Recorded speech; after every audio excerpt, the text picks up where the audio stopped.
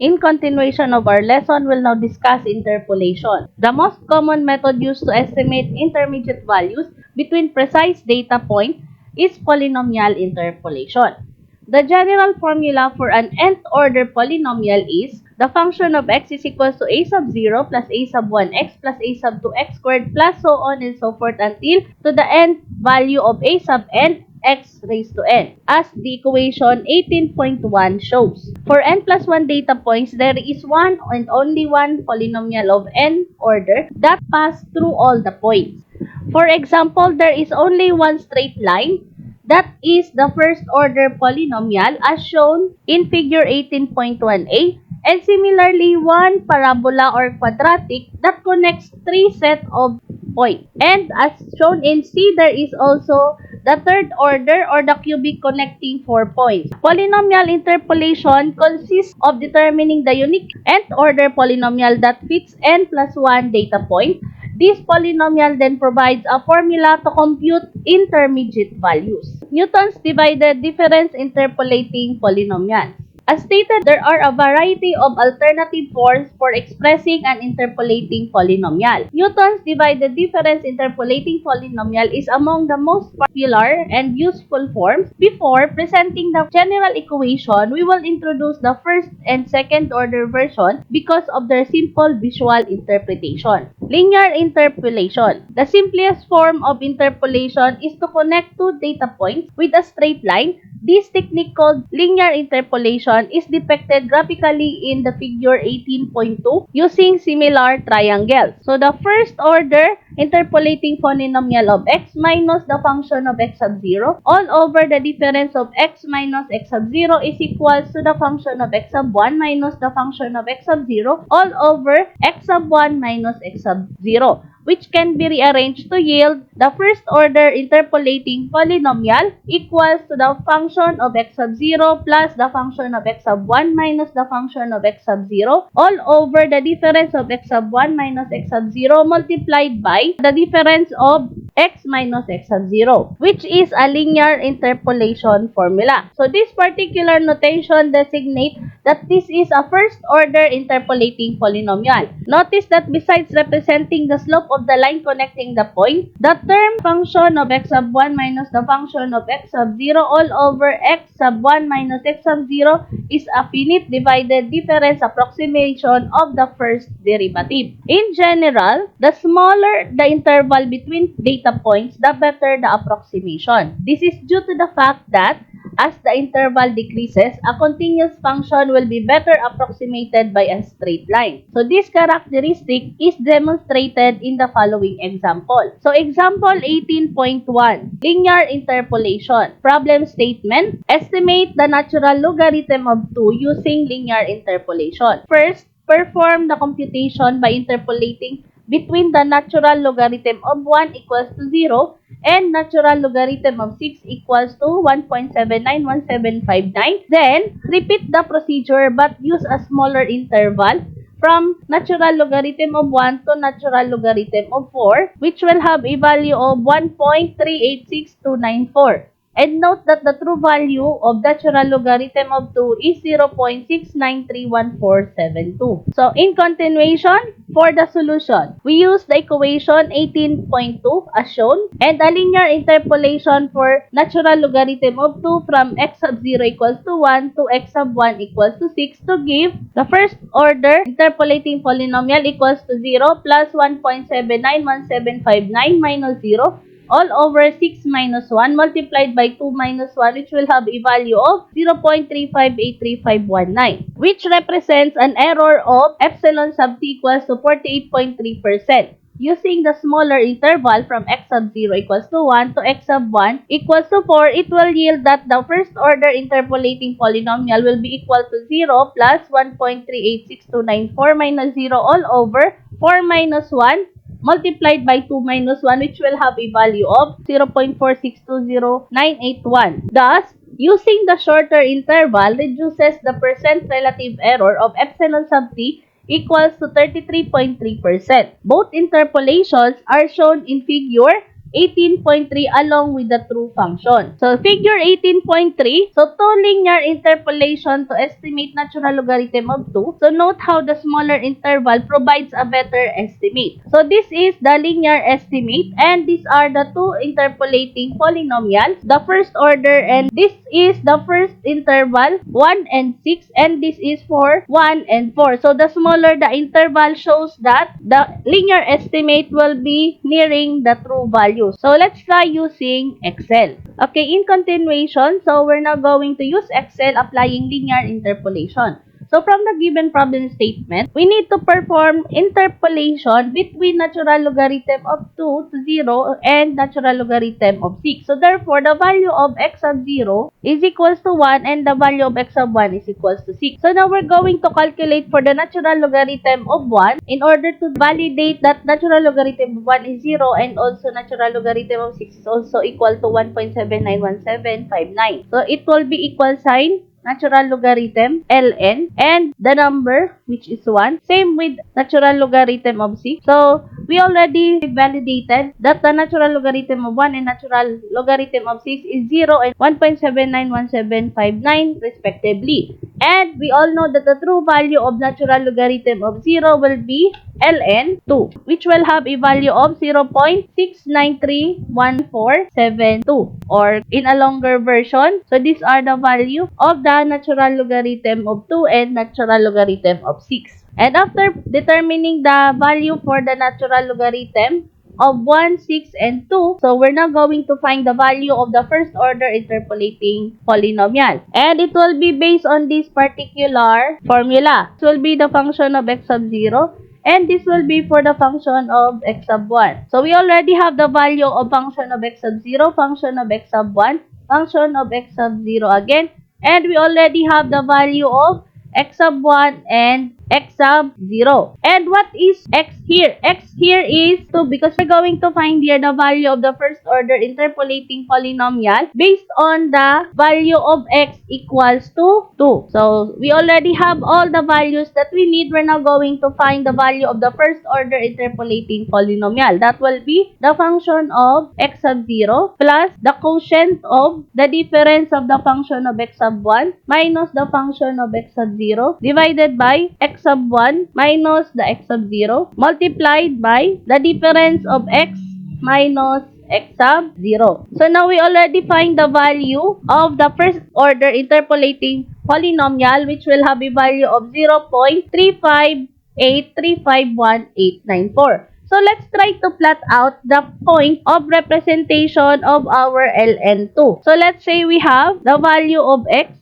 and the value of y. That the value of x is 2 and the value of y will be the function of x.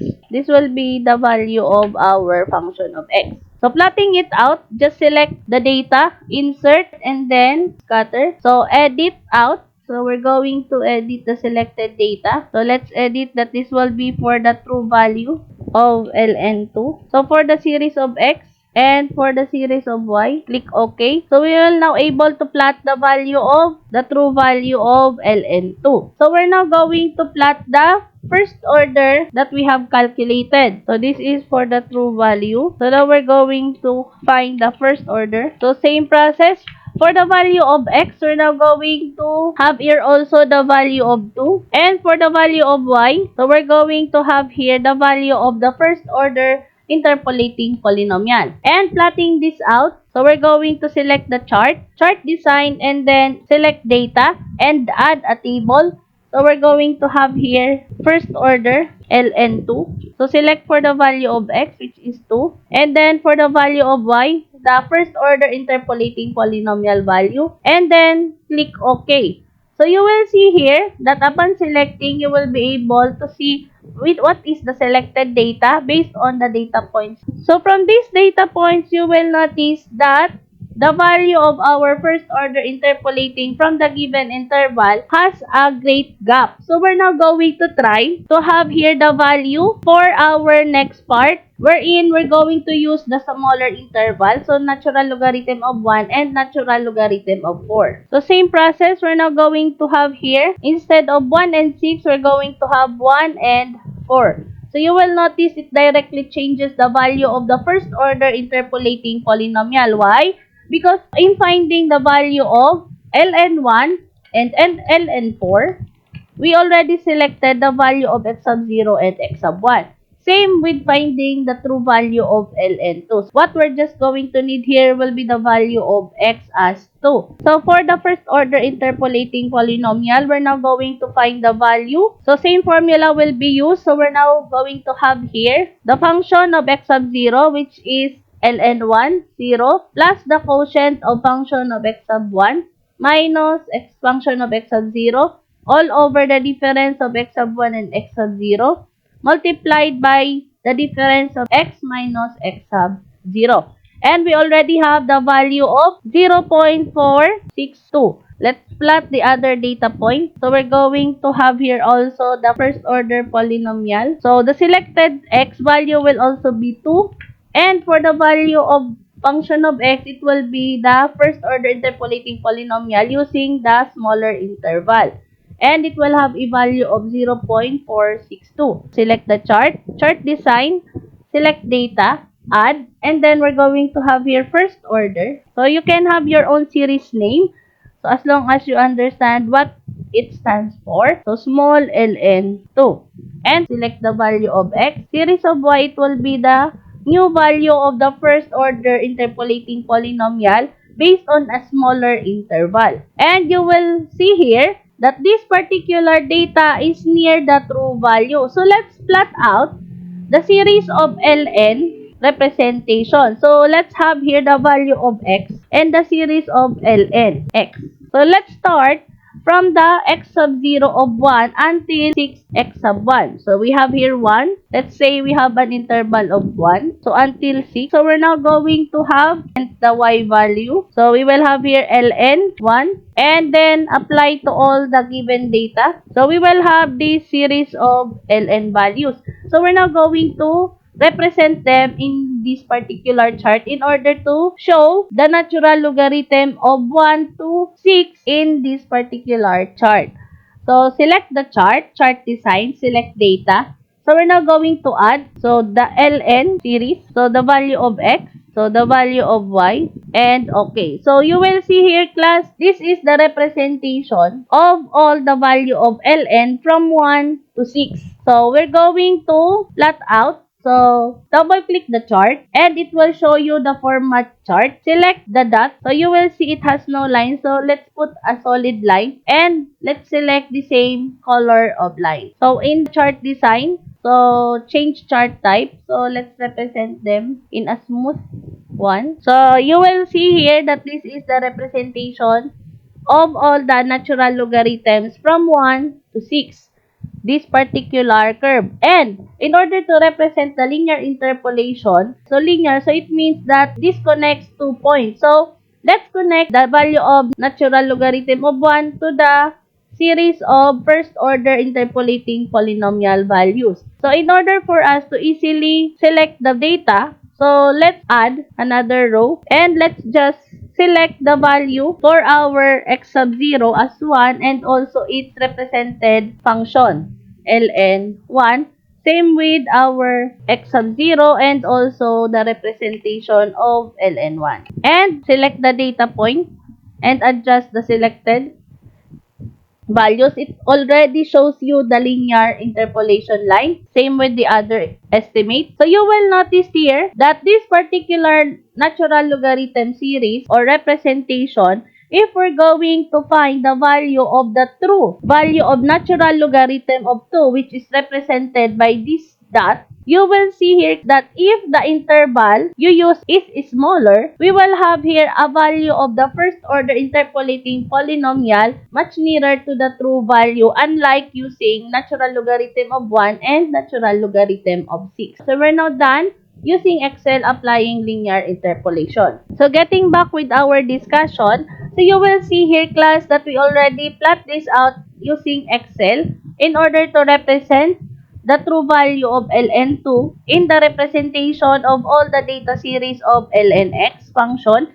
And we also showed the linear interpolation of the linear estimate with an interval 1 and 6 and then 1, and 4. So, sabi ko nga, the smaller the interval, the better estimate, or it will be nearer the true value. So, we're now going to discuss quadratic interpolation. So, the error in example 18.1 or the first example resulted from our approximating a curve with a straight line. Consequently, a strategy for improving the estimate is to introduce some curvature into the line connecting the points. If 3 data points are available, this can be accomplished with a second-order polynomial also called as the quadratic polynomial or a parabola. Yung para bang nawala siya na parabola. Charot. Parang bula pala yun. Okay, a particularly convenient form for this purpose is finding the second-order interpolating polynomial represented by the equation 18.3. Note that although 18.3 might seem to differ from the general polynomial of the equation 18.1, the two equations are equivalent. This can be shown by multiplying the terms in equation 18.3 to yield the second-order interpolating polynomial will be equal to b sub 0 plus b sub 1x minus b sub 1x sub 0 plus b sub 2x squared plus b sub 2x sub 0 x sub 1 minus b sub 2x x sub 0 minus b sub 2x x sub 1. Or the second order interpolating polynomial will be equal to a sub 0 plus a sub 1x plus a sub 2x squared, wherein a sub 0 will be the value of b sub 0 minus b sub 1x sub 0 plus b sub 2x sub 0 x sub 1. The value of a sub 1 will be b sub 1 minus b sub 2 x sub 0 minus b sub 2 x sub 1.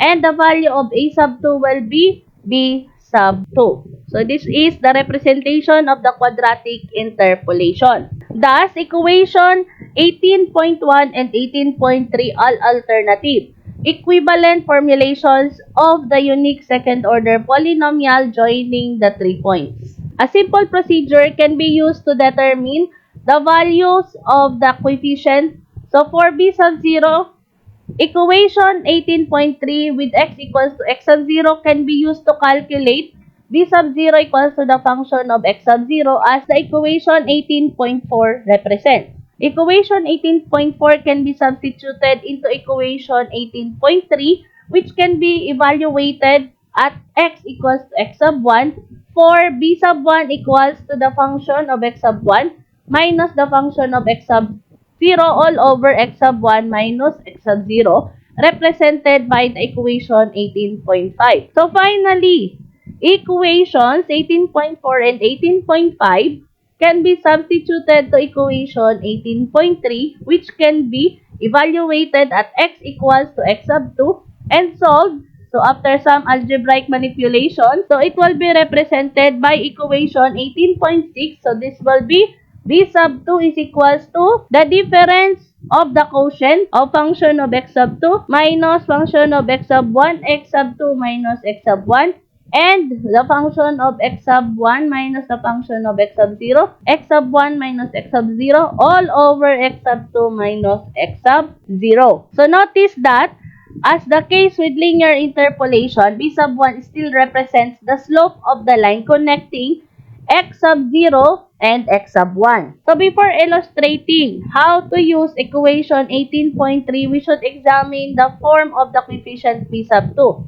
It is very similar to the finite divided difference approximation of the second order. Thus, equation 18.3 is beginning to manifest a structure that is very similar to the Taylor series expansion. So this observation will be explored further when we relate Newton's interpolating polynomials to the Taylor series. But first, we will do an example that shows how equation 18.3 is used to interpolate among 3 points. So example 18.2, quadratic interpolation, problem statement. Fit a second-order polynomial to the 3 points used in example number 1. So we have here x sub 0 as 1, x sub 1 as 4, x sub 2 as 6. So these are just the representation of the linear interpolation wherein we first have the interval of 1 and 6 and then 1 and 4. But now, in this particular example, we're going to use these 3 points in order to apply quadratic interpolation. So, x sub 0 as 1, x sub 1 as 4, x sub 2 as 6. And the function of x sub 0, x sub 1, and x sub 2 will be represented by these particular values. Use the polynomial to evaluate the natural logarithm of 2. So for the solution, we're going to apply the equation 18.4. So what is the equation 18.4? This is the b sub 0 equals to the function of x sub 0. This will be the function of ln 1. And ln1 is equals to 0. So that's why applying equation 18.4 will have a value of b sub 0 equals to 0. And then now we're going to apply the equation 18.5. So equation 18.5 is b sub 1 is equals to the function of x sub 1 minus the function of x sub 0 all over x sub 1 minus x sub 0. So, function of x sub 1 will be ln 4 minus ln 1 all over 4 minus 1. We will have a value of 0.4620981. And for the equation 18.6, it will give a value of negative 0.0518731. So, what is the representation of equation 18.6? So, this is b sub 2 is equals to function of x sub 2 minus the function of x sub 1 all over x sub 2 minus x sub 1 minus the function of x sub 1 minus the function of x sub 0 all over x sub 1 minus x sub 0 all over x sub 2 minus x sub 0. So you will notice here that this particular value is simply the representation of b sub 1. And we already have the value of b sub 1. We can just simply substitute the value representation of function x sub 2 and the function x sub 1. So this will be ln 6 minus ln 4 all over 6 minus 4. And x sub 2 minus x sub 0 is 6 minus 1.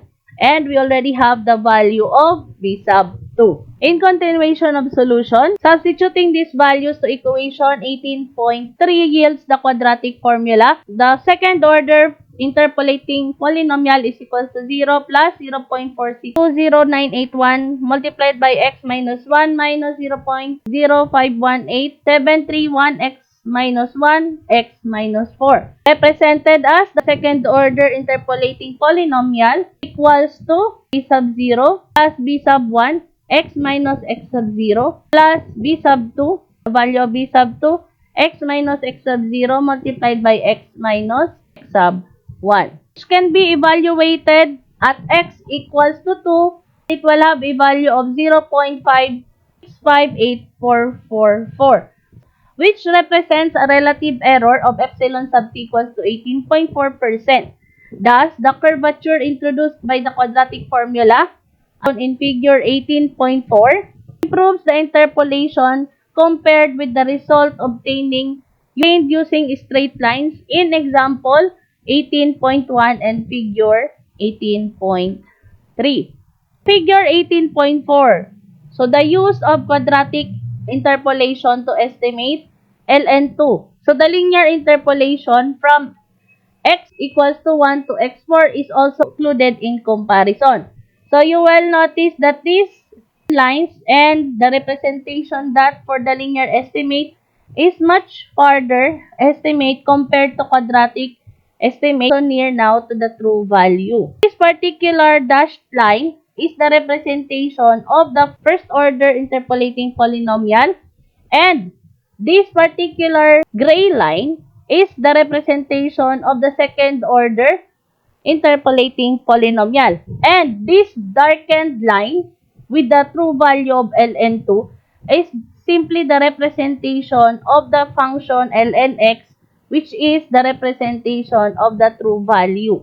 So let's try using Excel applying quadratic interpolation. We're now going to use Excel applying quadratic interpolation. What we're going to use now will be the second order interpolating polynomial as represented by 18.3. So we're now going to use quadratic interpolation with same given values from previous given problem applying linear interpolation. So we will have here x sub 0, x sub 1, and x sub 2 as represented by the values of x, 1, 4, and 6, and the function of x of 0, 1.3, 86294, 4, so on, and 1.791759, so on. And also for the true value with the value of x is 2, so the function of x is 0.69314, 2, so on. So this will be for the true value of the natural logarithmic of 2. Don't forget that the function of x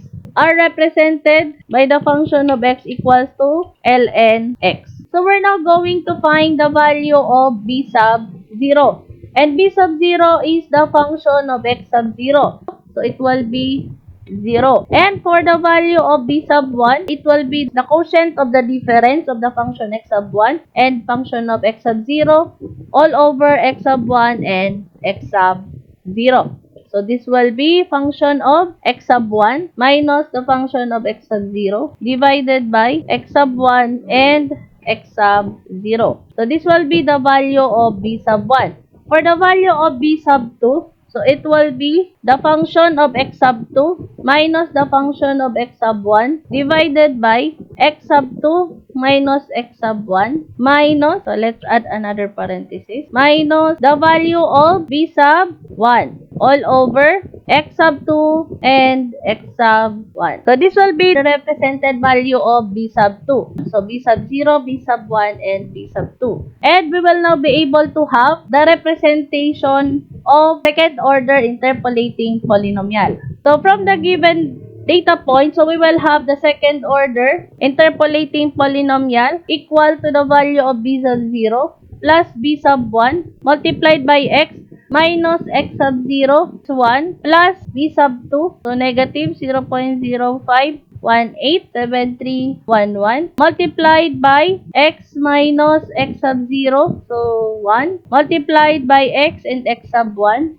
so this will be 4. We're now going to find the value of the second order interpolating polynomial based on the given value of x as 2. So this will be 0 b sub 0 plus b sub 1 multiplied by the value of x, which is 2, minus the value of x sub 0 as 1 plus b sub 2 multiplied by the value of x, which is 2, minus the value of x sub 0 as 1 and multiplied by the value of x, which is 2, minus the value of x sub 1, which is 4.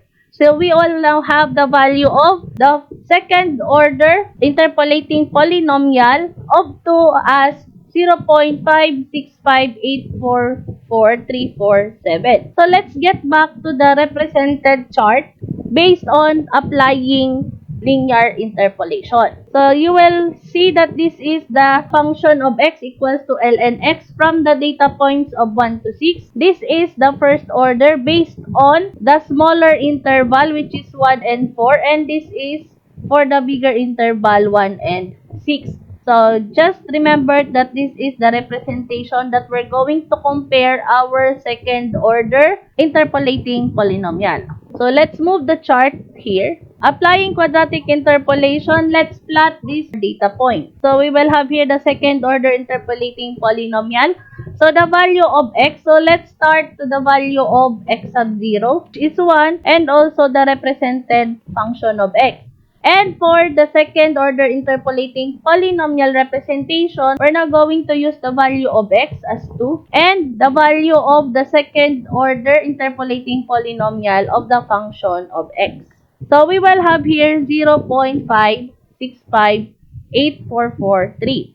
So we're going to represent this data in this chart in order to compare the first order estimate with an interval of 1 and 4 and also the second order interpolating polynomial with the result of 0.565. So previously the result of the first order is 0.462. So you will see here that it is much more near the true value. So let's plot this out. Select the chart design, select data, add, and we're now going to type second order, ln2. Select the value of x, and then select the value of y. Click OK. And you will see that this data here is the representation of the second order interpolating polynomial. We're now already done using Excel applying quadratic interpolation. So getting back with our discussion, we already used Excel applying quadratic interpolation, and we already showed this particular graphical representation of the quadratic interpolation using Excel. So general form of Newton's interpolating polynomials,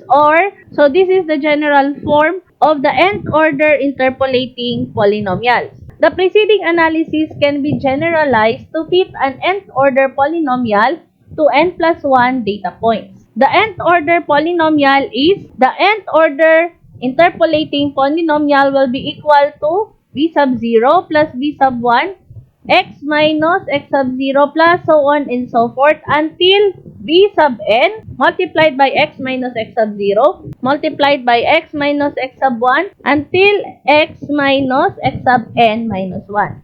As represented by equation 18.7. As was done previously with the linear and quadratic interpolations, data points can be used to evaluate the coefficients of b sub 0, b sub 1, until b sub n. So we use these data points in the following equations to evaluate the coefficients, and it will be represented by this series of equations. So b sub 0 is equals to the function of x sub 0, b sub 1 is equals to the function of x sub 1 and x sub 0, b sub 2 is equals to the function of x sub 2, x sub 1 and the function of x sub 0 until b sub n is equals to the function of x sub n minus 1 until x sub 1 and x sub 0 as represented by equation 18.8, 18.9, 18.10 until 18.11 where the bracket function evaluations are finite divided difference.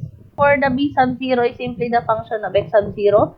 For b sub 1, so this is the function of x sub 1 minus the function of x sub 0 all over x sub 1 minus x sub 0.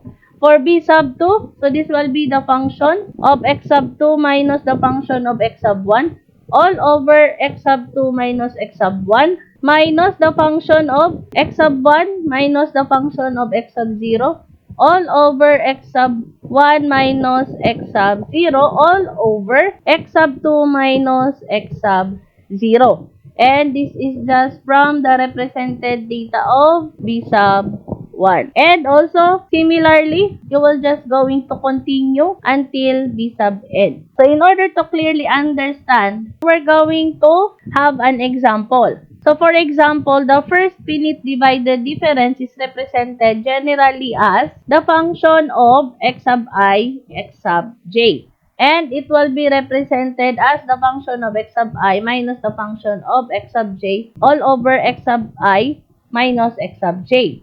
And the second finite divided difference, which represents the difference of two first divided difference, is expressed generally as the function of x sub I, x sub j, and x sub k equals to the function x sub I, x sub j minus function x sub I, x sub k all over x sub I, x sub k. So, similarly, the nth finite divided difference will be this particular representation of equation 18.14. So, that is the general form of Newton's interpolating polynomials. So, these differences can be used to evaluate the coefficients in equations 18.8 through 18.11, which can then be substituted into equation 18.7 to yield the interpolating polynomial of equation 18.15. So, the nth order interpolating polynomial will be equal to the function of 0 plus x minus x sub 0, the first finite divided difference,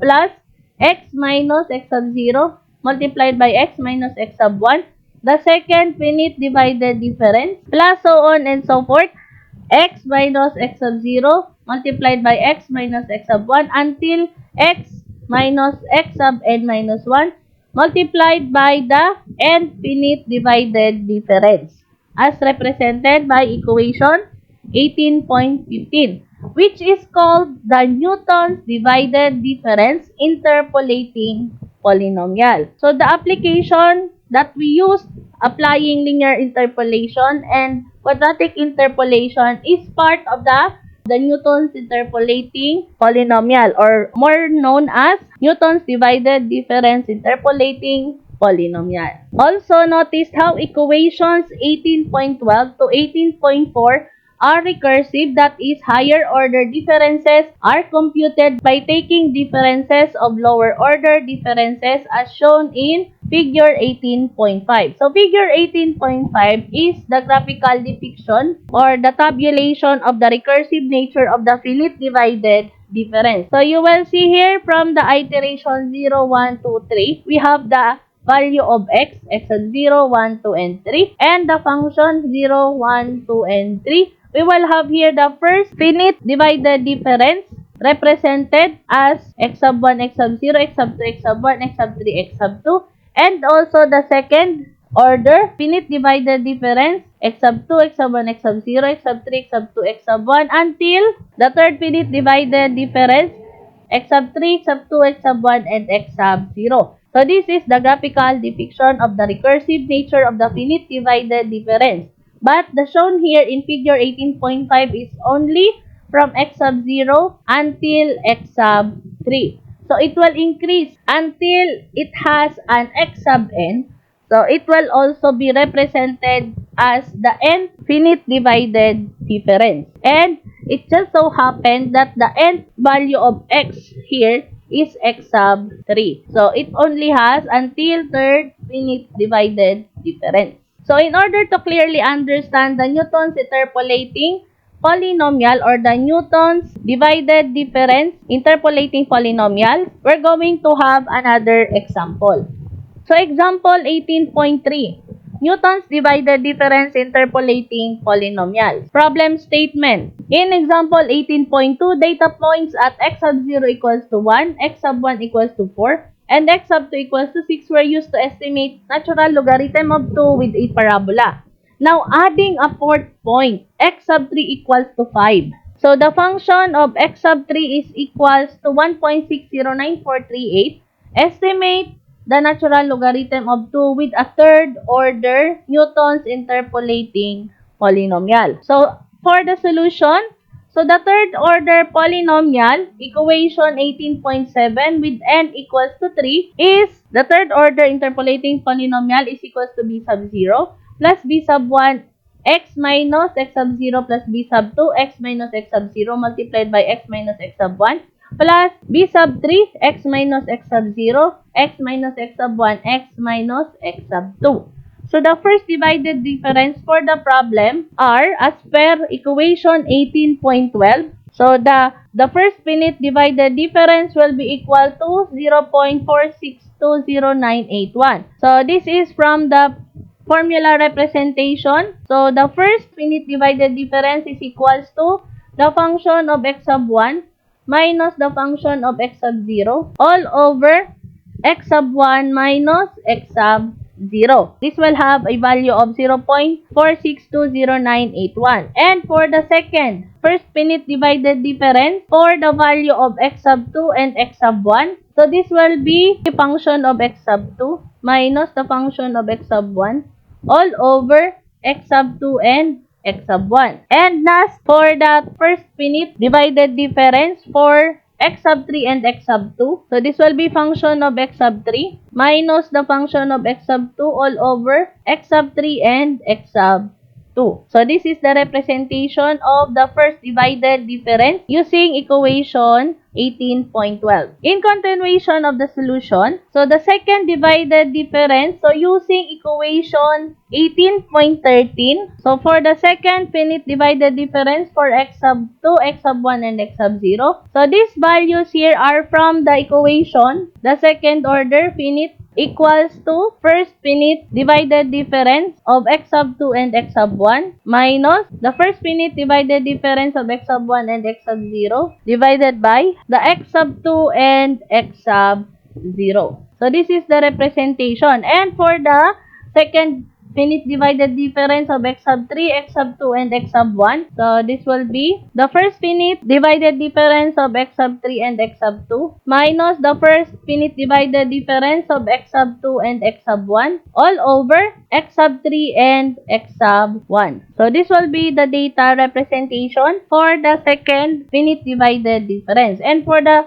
third finite divided difference, so using equation 18.14 with n equals to 3. So the third finite divided difference for x sub 3, x sub 2, x sub 1, and x sub 0 will be the second finite divided difference of x sub 3, x sub 2, x sub 1 minus the second finite divided difference of x sub 2, x sub 1, and x sub 0 all over x sub 3 minus x sub 0. So this will be the representation. The results for the first finite divided difference of x sub 1 and x sub 0. The second finite divided difference for x sub 2, x sub 1, x sub 0.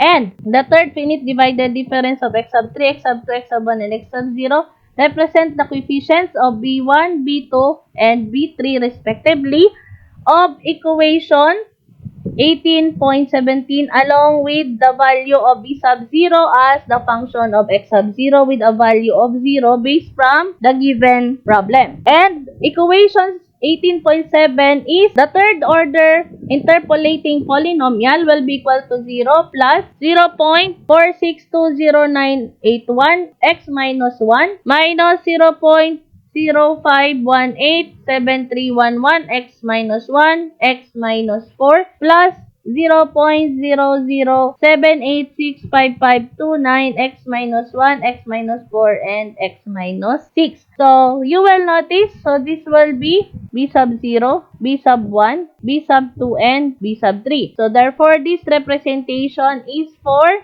b sub 2 and this will be for b sub 3 based from the explanation of this statement, which can be used to evaluate finding the value of the third order interpolating polynomial wherein x is equals to 2. We will have the value of 0.6287686 which represents a relative error of epsilon sub t of 9.3%. So the complete cubic polynomial is shown in figure 18.6. So figure 18.6, so using cubic interpolation to estimate ln2. So you will see here that based on the true value, the value of, so this is the representation of the third order interpolating polynomial.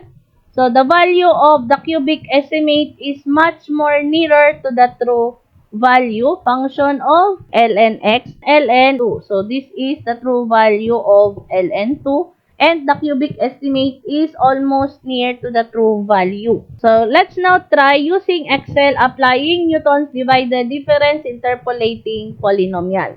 Okay, in continuation with our discussion, we're now going to use Excel applying Newton's divided difference interpolating polynomial. And we have here an example for a third order Newton's interpolating polynomial, also known as the cubic interpolation, wherein there are 4 data points from x sub I equals to 1, 4, 6, and 5, and 5 is the additional. Based from the problem statement, in example 18.2, data points at x sub 0 equals to 1, x sub 1 equals to 4, x sub 2 equals to 6 were used to estimate the natural logarithm of 2 with a parabola. Now adding a fourth point, x sub 3 equals to 5 with third order Newton's interpolating polynomial, so applying cubic interpolation. So this is the first finite divided difference, second finite divided difference, third finite divided difference. In order to solve the third order Newton's interpolating polynomial wherein n is equals to 3. So we have here the third order interpolating polynomial applying Newton's divided difference interpolating polynomial. This is the equation 18.17. So we need first to find all the values of first finite divided difference representing x sub 1, x sub 0, x sub 2, x sub 1, x sub 3, x sub 2. And also the second finite divided difference for x sub 2, x sub 1, x sub 0, x sub 3, x sub 2, x sub 1. And also the third finite divided difference, x sub 3, x sub 2, x sub 1, and x sub 0. Take note that all the values based on the tabulation, this colored orange, are all the values representing B, wherein it starts from B sub 0, B sub 1, B sub 2, and B sub 3. So we're now going to start calculating. So we already have the value of the function x sub I, ln1, ln4, ln6, and ln5. So after finding all the value of the function, we're now going to find the values of the first finite divided difference. So we'll start at x sub 1 and x sub 0. It will be x sub 1 minus the function of x sub 0 divided by the function of x sub 1 minus the function of x sub 1 minus the function of x sub 0 divided by x sub 1 and x sub 0. So we already have the value of first finite divided difference. So now we're going to find also the value of the first finite divided difference for x sub 2 and x sub 1, which will be used in finding the second finite divided difference of x sub 2, x sub 1, and x sub 0. So this will be the function of x sub 2 minus the function of x sub 1 divided by x sub 2 minus x sub 1. Same process for finding the first finite divided difference for x sub 3 and x sub 2. So this will be the function of x sub 3 minus the function of x sub 2 divided by the value of x sub 3 and x sub 2. So we already have the value for the first finite divided difference. So we're now going to put them at the tabulation. So for the first one, and for the second one, and for the third one. If you recall our graphical depiction for the recursive nature of finite divided difference, we're just applying the series of values in this particular sequence. So we already have the value for the first finite divided difference. Now we're going to find the value for the second finite divided difference. And take note that the orange ones are the values of B, which starts from B sub 0 until the last B sub n. Take note that B sub 0 is the function of x sub 0. So now for second finite divided difference, so it will be in this particular process. But in order to simplify this equation, we're just going to use the resulted previous calculated values. So we're now going to have here the first finite divided difference of x sub 2 and x sub 1. So it will be 0.2 minus for the x sub 1 and x sub 0 and divided by the value of x sub 2 and x sub 0. So this will be the difference of x sub 2 and x sub 0. So we now have the value of b sub 2. Now, for the next one, for the second finite divided difference, for x sub 3, x sub 2, and x sub 1, we're now going to use the first finite divided difference for x sub 3 and x sub 2 minus the first finite divided difference for x sub 2 and x sub 1 divided by x sub 3 and x sub 1. So now we already have the value for the second finite divided difference. So we're now going to put them at the tabulation. So this will be for the second one and for another one. So we already have the values for the second finite divided difference. Now we're going to find the value for our third finite divided difference. So we're now going to use the calculated values of the second finite divided difference. So it will be the second finite divided difference for x sub 3, x sub 2, and x sub 1 minus the calculated value of the second finite divided difference of x sub 2, x sub 1, and x sub 0 divided by the value of x sub 3 and yung value ng ating x sub 0. So we already now have the value of our third finite divided difference for x sub 3, x sub 2, x sub 1, and x sub 0. So we're now going to include it on our tabulation. So it will be for the third one. So you will see here that we already applied this particular graphical depiction of the recursive nature of finite divided difference applying third order Newton's interpolating polynomial, or also generally it is called as the Newton's divided difference interpolating polynomial. So we already have the values of b sub 0, b sub 1, b sub 2, and b sub 3. We will now be able to have the third order interpolating polynomial equation. So based on the calculation, so we also have here the representation of b sub 1, b sub 0, b sub 2, and also the b sub 3. So This is only applicable for the cubic interpolation or the third order Newton's interpolating polynomials.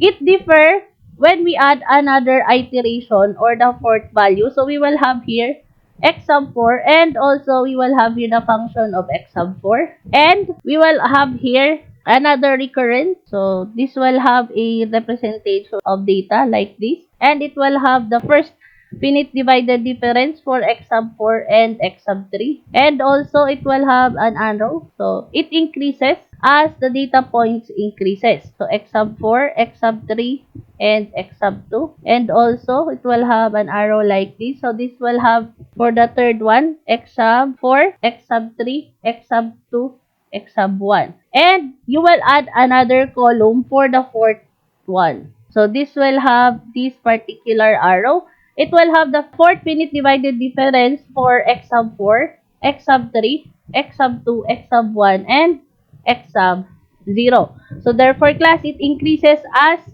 the order increases. So nadadagdagan yung tabulation and nadadagdagan yung calculation. And our example is only up to the third order. So we're now going to write the equation which will be used in order to find the value of the third order Newton's interpolating polynomial with respect to the value of x equals to 2. So now we're going to write the equation. Third order Newton's interpolating polynomial is equals to the value of b sub 0 which is 0 and b sub 1 0.462098 multiplied by x minus x sub 0 which is 1 plus b sub 2. So for b sub 2 we have here negative 0.05187. Don't forget the negative sign. X minus x sub 0 which is 1 multiplied by x minus x sub 1 which is 4 plus for the value of b sub 3 we have here 0.007866 multiplied by x minus x sub 0 which is 1, x minus x sub 1 which is 4, x minus x sub 2 which is 6. So these are the data finding the value of the third order Newton's interpolating polynomial. So we're now going to find the value. So we will have here equal sign the value of b sub 0 plus the value of b sub 1 multiplied by, so we're using the value for x as the true value we're finding. So this will be 2 minus the value of x sub 0 which is 1 plus b sub 2 multiplied by x which is 2 minus x sub 0 multiplied by x which is 2 minus the value of x sub 1 which is 4 plus for the value of b sub 3 multiplied by x which is 2 minus x sub 0 multiplied by x minus x sub 1 multiplied by x minus x sub 2. And it will have a value of 0.6287686. So we already now have the value for the third order Newton's divided difference interpolating polynomials. And take note, class, you can also use this particular Newton's divided difference interpolating polynomials applying the quadratic and also the linear. So we're just going to show briefly how it is applied. I already calculated and have all the representation of second order Newton's interpolating polynomial and also the first order interpolating polynomial above. So we're just going to show. So we're going first to start for the linear interpolation. So you will notice here it only has 4 columns. So the iteration, the x sub I, which represents x sub 0, x sub 1. These are the data of x sub 0, x sub 0, x sub 1. So this is 1 and 4. We have here the function of x sub I. We only have here first finite divided difference because we already be able to find the value of b sub 1. So from this particular equation in finding the first order interpolating polynomial using the Newton's divided difference interpolating polynomial, function of x sub 0, as we all know that this is only the function of x sub 0. So we can represent them as b sub 0. And this particular equation or function is also the value for b sub 1 and multiplied by the difference of x minus x sub 0. So we already have the value for the first finite divided difference for x sub 1 and x sub 0. And this is the value. And substituting all the given or all the calculated data to the function, which is the derived function based from this equation. So we have the value for the first order interpolating polynomial, finding or near the true value of 2, wherein x is 2. So this is the answer. And for the quadratic, same process. The only difference, it has another column. So meron na siyang second. So we have here first and second finite divided. So dalawa na yung calculated for the first finite divided, and mayroon na tayong isang calculation for the second divided finite difference, and it has the same resulted value on our previous discussion, which is also 0.56584. Linear interpolation and quadratic interpolation is just part of the Newton's divided difference interpolating polynomials. Now we're done using Excel applying Newton's divided difference interpolating polynomials.